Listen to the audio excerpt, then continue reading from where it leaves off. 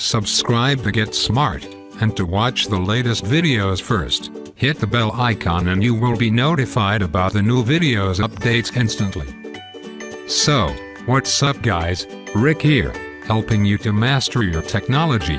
So, this video is about unboxing the new Vivo X21, and a quick overview. So let's get started. The box is so usual. It contains the essential stuff from the cable, to the charger, opening pin, and the case, etc.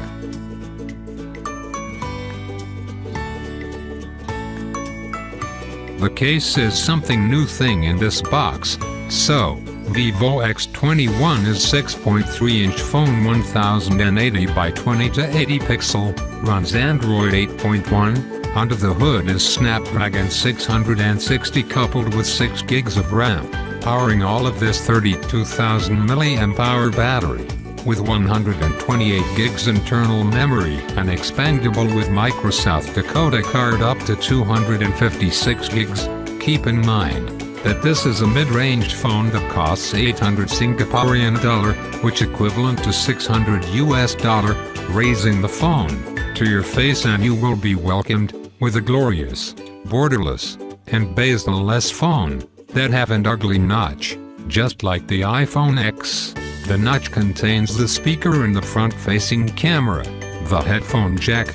The lock is located on the top left corner of the phone, which is a very nice feature nowadays. On the right corner of the phone you will get the volume rockers and the power button, although the high-price Vivo comes with no cusp. Instead of Type-C, the SIM tray is located on the bottom left corner of the phone. It is a hybrid type.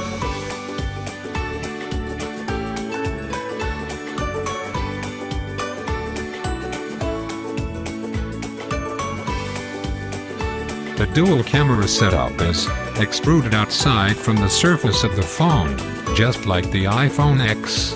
Exactly, even the location is the same. You can see in this clip that the phone is not stable on the surfaces, and it's wobbled a little bit if you touch it to come one side, while the other side is not so much, but this is not a big deal breaker.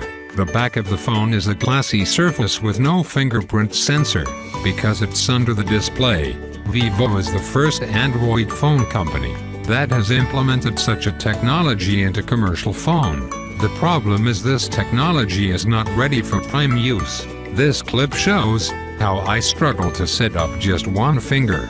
You have to put your finger in a specific way just to make the reader read your fingerprint correctly. The best thing in this phone is the audio quality. It is even better than my Galaxy Note 8, and the customization. The setting in this phone for your audio quality is superb.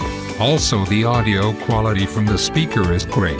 The screen color production is great as well, but it was dragged by the low resolution of the screen. As for the camera, there is no optical or digital stabilization.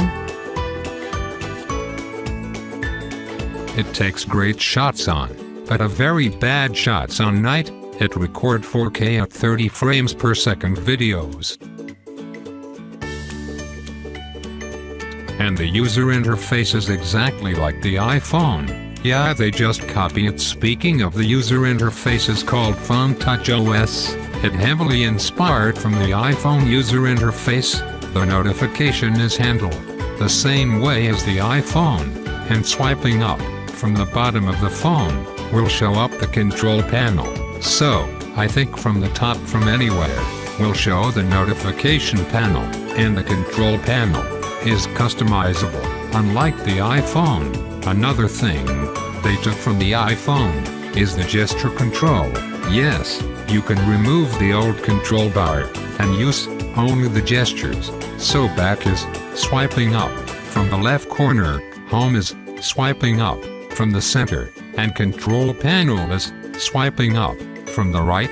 Not done yet. Swiping up from the center and hold will trigger backgrounder. Last one is to swipe right and left to quickly switch between apps. The battery will allow you to run the phone easily across the whole day. Yeah, I can get a 5 to 6 hour on-screen time. The phone feels really premium in the hand. A well-built phone. but lacking the waterproof. Good at daylight photography, but very bad at night photography. The acceptable performance of the Snapdragon 660 and in securing fingerprint sensor that reads 75 to 50% most of the time, and no wireless charging.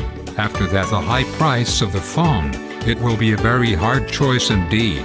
Because the competition is tough, you can compare this phone with the OnePlus, the new OnePlus that is available now, and costs mostly the same. And even though, you can compare it with the Galaxy S8, the old one, because that phone is still really good. And LG last year phones still very good deals as well. So the only point for picking up the new Vivo X21 is the in-screen fingerprint reader, the fancy one. Yes, I don't know how the Vivo is placing this phone. Is it the high-end or mid-end?